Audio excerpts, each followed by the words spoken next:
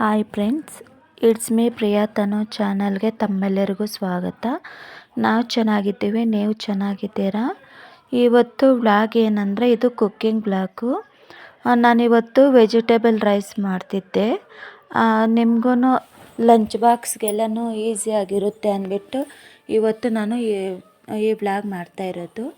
First ಒಂದು ಬಾಣಲಿ ಇಕ್ಕೊಂಡು ಅದಕ್ಕೆ ಒಂದು ಸ್ವಲ್ಪ ಎಣ್ಣೆ, ಸ್ವಲ್ಪ ತುಪ್ಪ ಹಾಕ್ಕೊಂಡು ಸ್ವಲ್ಪ ಬಿಸಿ ಆದಮೇಲೆ ಅದಕ್ಕೆ ಸ್ವಲ್ಪ ಒಂದು ಸಾಸಿವೆ ಹಾಕ್ಕೊಂಡು ಚಟ್ಪಟ ಅಂತ ಸಿಡಿದ ಮೇಲೆ ಚಕ್ಕೆ ಲವಂಗ ಹಾಕ್ಕೊಂಡು ಮತ್ತು ಪಲಾವ್ ಎಲೆ ಇರುತ್ತಲ್ಲ ಅದು ಹಾಕ್ಕೊಂಡು ಸ್ವಲ್ಪ ಒಂದು ಸೆಕೆಂಡ್ ಅಷ್ಟೇ ಫ್ರೈ ಮಾಡಿಕೊಂಡು ಅದಕ್ಕೆ ಈರುಳ್ಳಿನೂ ಮತ್ತು ಮೆಣಸಿನ್ಕಾಯಿ ಹಾಕ್ಬಿಟ್ಟು ಸ್ವಲ್ಪ ಫ್ರೈ ಮಾಡಿಕೊಂಡು ಮತ್ತು ಅದಕ್ಕೆ ಸ್ವಲ್ಪ ಶುಂಠಿ ಬೆಳ್ಳುಳ್ಳಿ ಪೇಸ್ಟ್ ಹಾಕ್ಕೊಂಡು ಅದನ್ನು ನಾನು ಮನೆಗೆ ಮಾಡ್ಕೊಂಡಿರೋದು ಅದೊಂದು ಅರ್ಧ ಸ್ಪೂನ್ ಹಾಕ್ಕೊಂಡು ಅದನ್ನು ಸ್ವಲ್ಪ ಫ್ರೈ ಮಾಡಿಕೊಂಡು ನೆಕ್ಸ್ಟು ವೆಜಿಟೇಬಲ್ಸ್ ಹಾಕ್ಕೊಂಡು ಅದು ವೆಜಿಟೇಬಲ್ಸ್ ಅಂದರೆ ಏನಿಲ್ಲ, ಕ್ಯಾರೆಟ್ ಮತ್ತು ಬೀನ್ಸು ಅದನ್ನು ಸಣ್ಣದಾಗಿ ಹೆಚ್ಕೊಂಡಿದ್ದೀನಿ.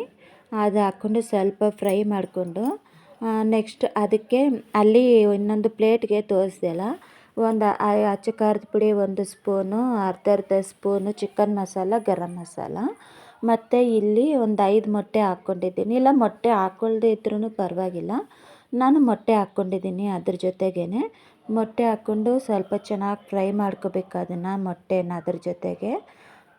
ಮತ್ತು ಅದಕ್ಕೆ ಆಗಲೇ ತೋರಿಸ್ನಲ್ಲ ಅಚ್ಚ ಖಾರದ ಪುಡಿ ಮತ್ತು ಅದು ಹಾಕ್ಕೊಂಡು ರುಚಿಗೆ ತಕ್ಕಷ್ಟು ಉಪ್ಪು ಹಾಕ್ಕೊಂಡು ಚೆನ್ನಾಗಿ ಕಲಿಸ್ಕೊಂಡು ರೈಸ್ ಹಾಕ್ಕೋಬೇಕು. ಅನ್ನ ಅಂದರೆ ಫಸ್ಟೇ ಮಾಡಿಕ್ಕೋಬೇಕು ರೈಸು. ಅದು ಸ್ವಲ್ಪ ಚೆನ್ನಾಗಿ ಒಂದು ಪ್ಲೇಟ್ಗೆ ಹಾಕ್ಕೊಂಡು ಅದು ತಣ್ಣಕ್ಕೆ ಹಾಕಬೇಕು, ಬಿಸಿ ಇರಬಾರ್ದು. ಬಿಸಿ ಇದ್ದರೆ ಮುದ್ದೆ ಥರ ಬರುತ್ತೆ.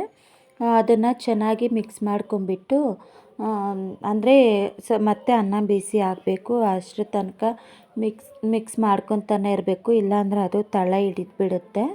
ಅಷ್ಟೇ, ಇದು ರೆಡಿ ಆಗುತ್ತೆ ವೆಜಿಟೇಬಲ್ ರೈಸು. ಇಲ್ಲ ನೀವು ಇದ್ರ ಜೊತೆಗೆ ಸಾಸಸ್ಸು ಹಾಕ್ಬೋದು, ನಾನು ಹಾಕಿಲ್ಲ. ಇಷ್ಟೇ ಫ್ರೆಂಡ್ಸ್, ಪ್ಲೀಸ್ ಲೈಕ್ ಮಾಡಿ, ಶೇರ್ ಮಾಡಿ, ಕಮೆಂಟ್ ಮಾಡಿ. ಬಾಯ್.